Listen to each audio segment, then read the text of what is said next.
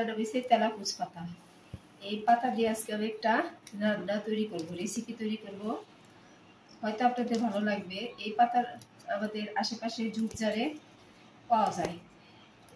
এই পাতাগুলোর অনেক ঔষধি গুণ আছে, যা আমরা অনেকে জানি, অনেকে জানি না। আমি এখন পাতাগুলা ধুইয়া পরিষ্কার করে দিব।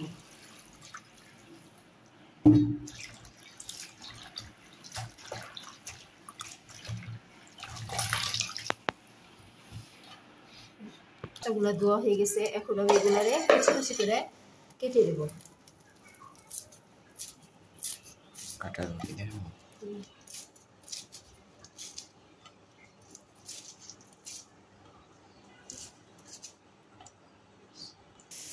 তারপরে কাঁঠাল দিছি, দেখেন এই পাতাগুলো কুচি কুচি করে কেটে দিছি।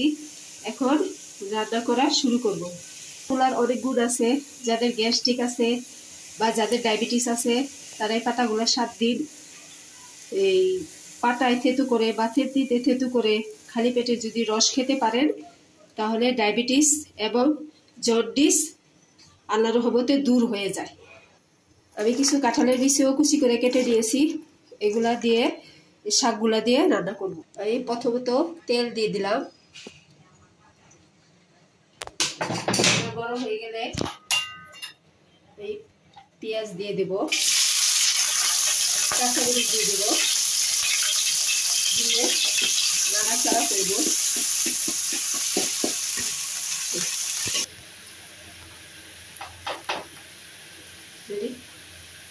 আমি একটু রসুন দিয়ে দিলাম, একটু লবণ দিয়ে দিলাম,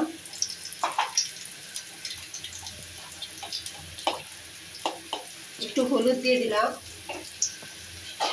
সাথে আমি একটা চেপা শুটকিও দিয়ে দিলাম। শুটকিটা আমি ভালো করে ধুয়ে দিয়েছি।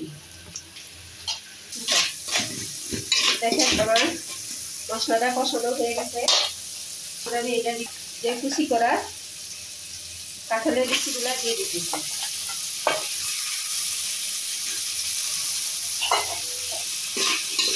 এখন আমি একটু পানি দিয়ে দিব যাতে কাঁঠালের বিচিগুলা সিদ্ধ হয়, যেহেতু কাঁঠাল বিচি শক্ত।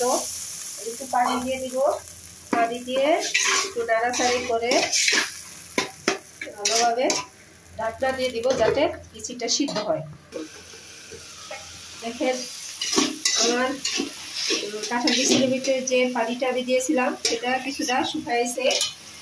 এখন এটার ভিতরে আমি এই যে তেলাকুচ পাতা যে কুচি করে রাখছি এগুলা দিয়ে দেব।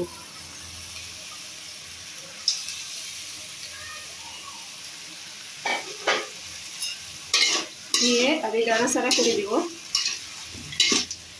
ভালো করে মিশাইয়া।